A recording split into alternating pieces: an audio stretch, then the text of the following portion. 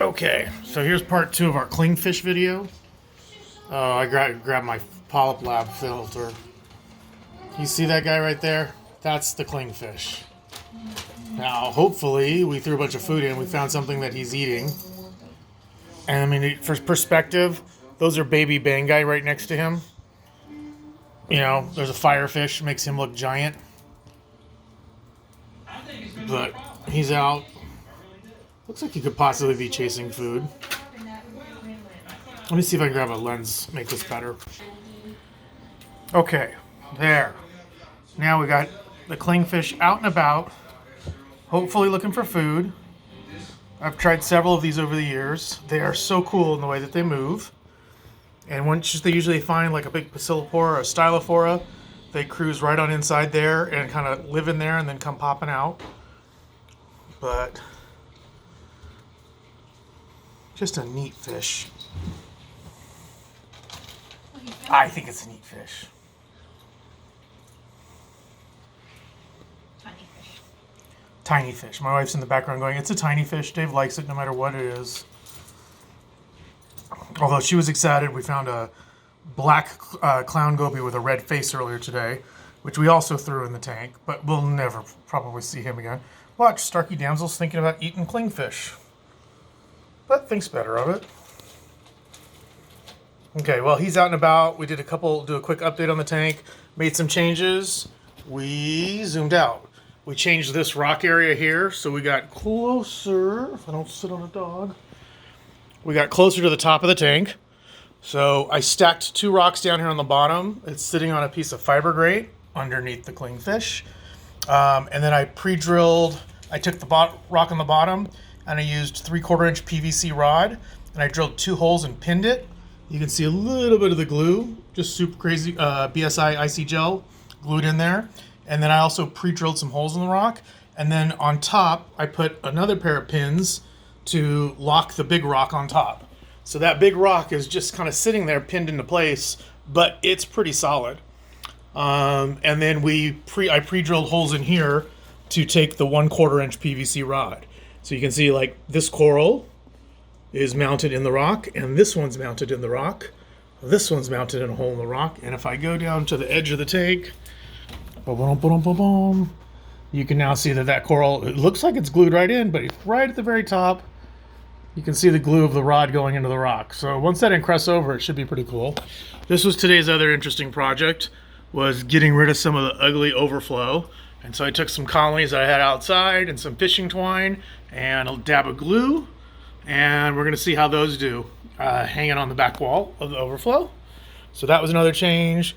This is still a cluster mess area. And we're gonna work on maybe in the next couple days getting that filled in. I might just do it what looks like a stack of pizza rocks all going all the way up just to create some more hiding area. I filled this rock in here to create some more cave space. I also took a big rock that was in out of here and took it out to make more of an opening through the center of the tank, and took this big rock and laid it down flat. And on this side of the tank, I don't think other than mount a couple corals, we haven't done too much. The Euphilia garden is growing.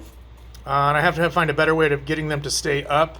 As you can see, they're kind of getting scattered around, and you know, when you've got multiple heads hidden underneath the bottom, that's not good.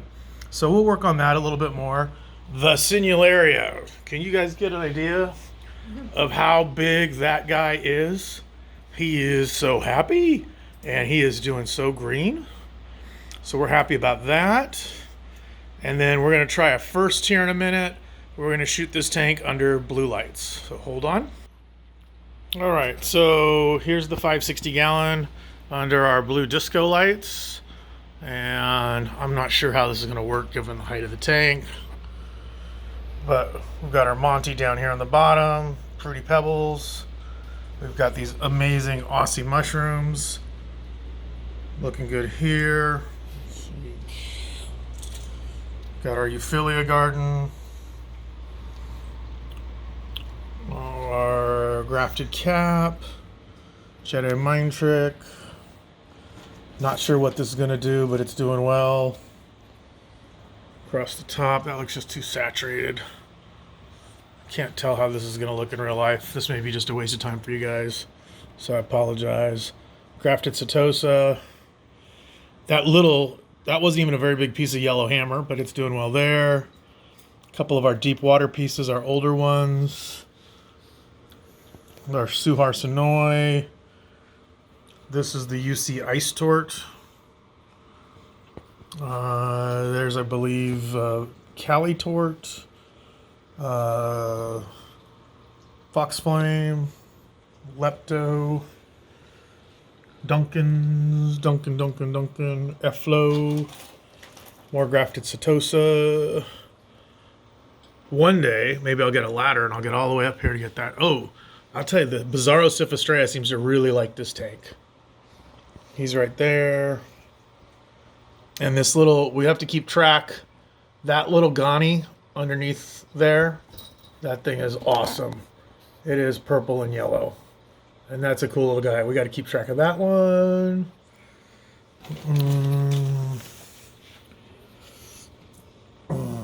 Little jawbreaker down here. I think that's the little one. I don't know if the tank is clean enough. We'll go try to shoot the big one. Oh, back to our, right where I started. Where did I lose him? Come on. Oh, there's the Bangais. Oh, there goes the cling across the middle. That guy's just so cool. So tiny.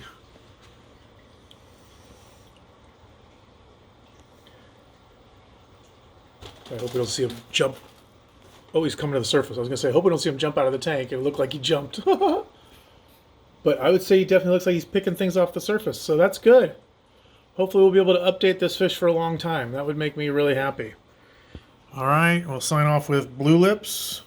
Well, that's actually the baby blue lips. And we'll hold off right there for now.